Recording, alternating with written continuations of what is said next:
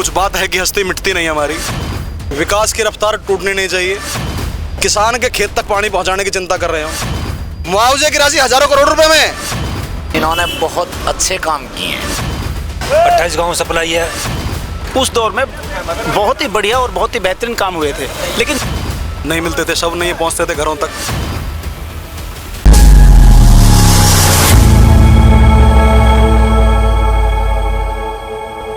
आप देख रहे हैं BS24 न्यूज़। मैं हूं आपके साथ विनोद कुमार। हरियाणा विधानसभा चुनाव में प्रचार का दौर जारी है। आए दिन प्रचार का दौर बढ़ता ही जा रहा है। नेतागण जनता के बीच जाकर वोट मांग रहे हैं। हम भी जनता के बीच जाकर जानना चाह रहे हैं क्या है उनका मुख्य चुनावी मुद्दा, क्या है उनके यहाँ के मुख्य समस्या जिसे वे चाहते हैं ठीक हो जाए, या क्या है उनके यहाँ की हवा, कौन बनने जा रहे हैं सरकार तीसरी बार। यही हम भी टटोलने की कर रहे हैं कोशिश। हमारे साथ यहाँ पे कुछ लोग मौजूद हैं, इनसे हम बात करेंगे। सर, आपसे शुरुआत करते हैं। क्या नाम है आपका? मेरा नाम गौरव है जी। गौरव जी, इस बार के चुनाव में आपके क्षेत्र का मुख्य मुद्दा क्या है? आपके गांव का अगर मैं बात करूं। हमारे क्षेत्र का मुख्य मुद्दा है जी कि विकास की रफ्तार टूटनी नहीं चाहिए, और जो आगामी जो पीढ़ियां, जो हमारे बच्चे, जो अगली पीढ़ी आने वाली है, वो एक सभ्य और सुसंस्कृत समाज में रहे, जिसमें कोई विवाद, किसी तरह के अपवाद, अलाना फलाना बीमारी ना हो। एक ऐसा समाज जो हम अपने लिए चाहते हैं। सुविधाओं की कमी पेशी थोड़ी बहुत होती भी है, अपने घरों की पूर्ति भी नहीं होती लोगों से, थोड़ी बहुत सुविधा को कम रह जाती है, तो उस बात की कोई बात नहीं है। परंतु इस देश का, इस समाज का, हमारे सोना का, हमारे हरियाणा का, समस्त भारतवर्ष का कीर्ति के अनुसार, रीति नीति के अनुसार, सारी बातों के अनुसार, सामाजिक मर्यादाओं के अनुसार भारतीय जनता पार्टी में फ़ायदा, और हमें भाजपा की सरकार बेहद पसंद है। भाजपा की सरकार पसंद है। हरियाणा में किसानों का आंदोलन भी हुआ, पंजाब हरियाणा सहित पहलवानों का भी मुद्दा हुआ है। इसका असर कितना पड़ने जा रहा है चुनाव पर? भाई साहब, मैंने बहुत बारीकी से किसान आंदोलन को वॉच किया, और मैं आपके माध्यम से जो भी आपके व्यूअर्स हैं, जहाँ तक भी मेरी वीडियो पहुँचे, मैं उनसे 2-3 बातें जरूर कहना चाहूँगा।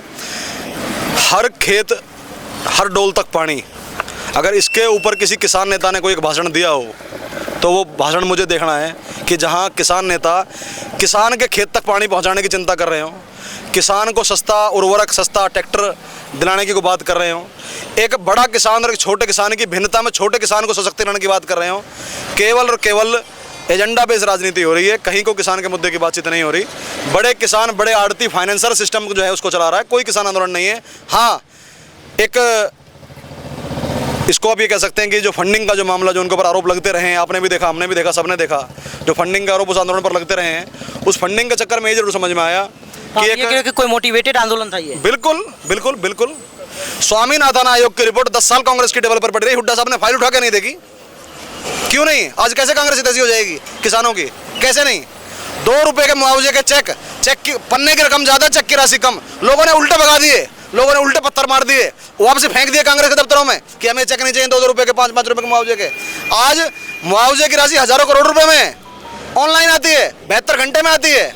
फसल की बात करें, चाहे महंगी से महंगी खरीद करने की हो, खरीफ की फसल हो, रबी की फसल हो, 24 की 24 फसलें पैदा होती हैं हरियाणा की धरती पर, सभी खरीदी जाती हैं, महंगे से महंगे दाम पर खरीदी जाती हैं। किसान आंदोलन की आवश्यकता पंजाब में है, करवाओ ना पंजाब में आंदोलन। जी बिल्कुल। तो जैसे कि आप देख सकते हैं, ये बीजेपी के काम से काफ़ी खुश नजर आ रहे हैं। आपका क्या नाम है सर? सुरेंद्र यादव। सुरेंद्र यादव जी, आप बताएं आपके क्षेत्र में क्या मुख्य मुद्दा है इस बार? हमारे क्षेत्र में वैसे तो कुल रूप से ठीक चल रहा है बीजेपी के राज में, लेकिन एक चिकित्सा और स्वास्थ्य और एजुकेशन पे थोड़ा सा कम फोकस है। एजुकेशन और स्वास्थ्य में थोड़ा सा और बढ़िया हो जाए तो हमारा क्षेत्र अच्छा रहेगा। पिछले 10 साल से बीजेपी की सरकार है हरियाणा में, क्या कुछ बदला है? बहुत कुछ बदला है। काम से संतुष्ट है? अच्छा काम किया है।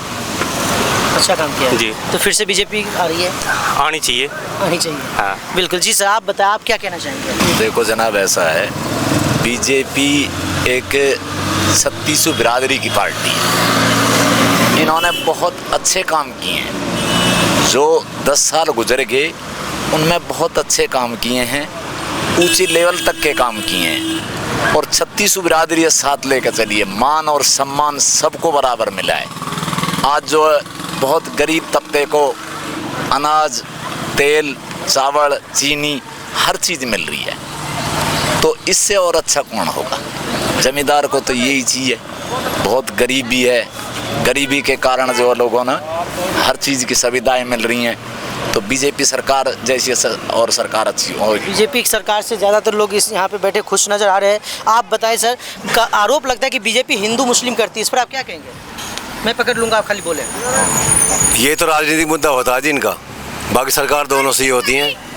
तो मैं ये कहूँगा शायद इस बार हरियाणा बदलाव चाह रहा है, दैट्स ऑल। तो कौन बनने जा रहा है? कांग्रेस की सरकार आ रही है आपके हिसाब से? ये नहीं कह सकता, मुद्दा ये रहेगा गठबंधन से बने, चाहे बीजेपी गठबंधन से बने चाहे कांग्रेस, इस बार हरियाणा बदलाव चाह रहा है। मतलब पूर्ण बहुमत की सरकार नहीं बनेगी? नहीं बनेगी। अच्छा, क्या हुआ 10 साल में, क्या कुछ हो जाना चाहिए जो नहीं हुआ आपके हिसाब से? मेरे हिसाब से ये है कि फिलहाल जो किसान का मैटर है वो तो है नहीं, किसान तो सबके बराबर होते हैं। किसान और जवान ये दो बहुत तगड़ी चीज़ें हैं, इनको छेड़ना नहीं था बीजेपी को, थोड़ी ये गलती करी है।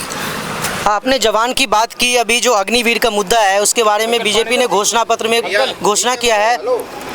घोषणा पत्र में बीजेपी ने कहा है कि जो भी हरियाणवी अग्निवीर होगा उसे हरियाणा सरकार सरकारी नौकरी देगी। आपको पता है ये चीज़? हमें ये सब बात पता है, लेकिन हमारे बड़े बूढ़े कहते थे भाई किसान और जवान को मत छेड़ो। जो चल रहा था वही चलने की बात करें, नाराजगी दिख रही है थोड़ा सा किसान और जवान के प्रति। जी बताएं आप सर, क्या नाम है आपका? ओम प्रकाश जी। ओम प्रकाश जी, आपने दशकों गुजारा होगा गांव में, क्या कुछ बदलाव देखा है आज तक? गांव में बहुत कुछ बदलाव है जी बीजेपी राज में।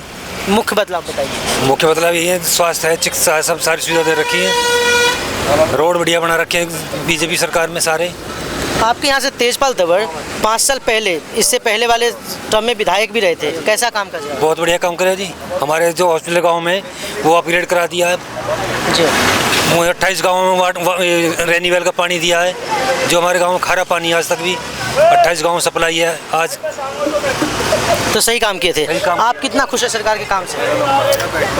जो 2014 से लेकर 19 तक तेजपाल जी का जो दौर रहा था, उस दौर में बहुत ही बढ़िया और बहुत ही बेहतरीन काम हुए थे। लेकिन बीच में जो 20 से लेकर के 24 तक आया था, इसमें संजय सिंह को भी, हम सरकार तो बीजेपी की थी, हम ये नहीं कह सकते कि उसका भी कुछ मतलब जो हो रहा है, क्योंकि उसमें कोरोना और कुछ परिस्थिति ऐसी बन गई थी कि वो विकास नहीं कर पाए थे। लेकिन जो कांग्रेस के तुलना में बीजेपी को देखा जाए तो ये जो है देश बचाने के हिसाब में, देश को आगे बढ़ाने के हिसाब में, एजुकेशन के हिसाब में और जो है डेवलपमेंट के हिसाब में सभी तरह से बेहतर है।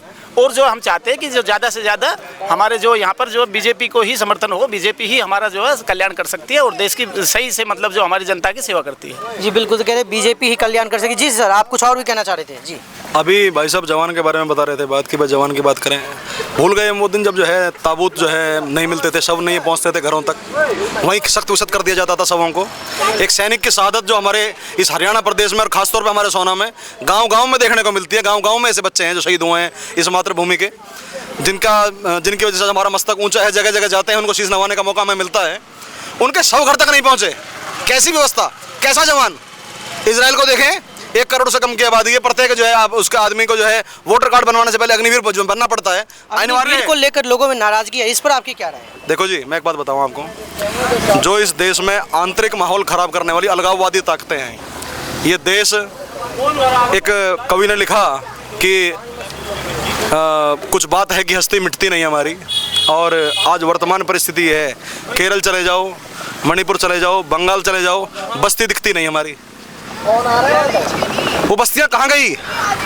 जो अलगाववादी ताकतें, जिनका केवल और केवल जो है मानसिक प्रताड़ना करने का काम है, तुष्टिकरण की नीति पे काम करते हैं।